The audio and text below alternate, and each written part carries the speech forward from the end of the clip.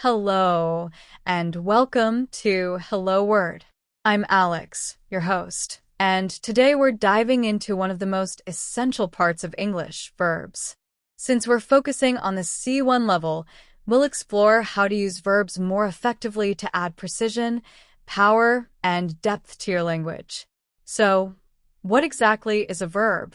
A verb is a word that describes an action, occurrence, or state of being.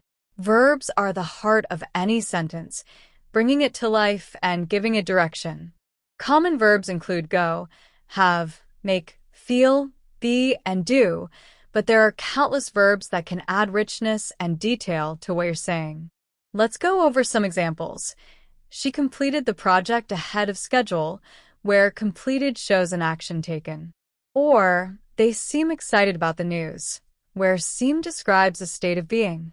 At the C1 level, you'll encounter verbs that help convey more complex ideas, like assume, acknowledge, interpret, and justify. For example, he interpreted her silence as agreement, adds depth to the sentence, giving insight into his perception.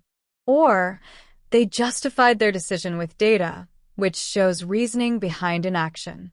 Using a wider range of verbs can make your language more expressive and nuanced. In daily conversations, verbs are crucial for clearly conveying your thoughts.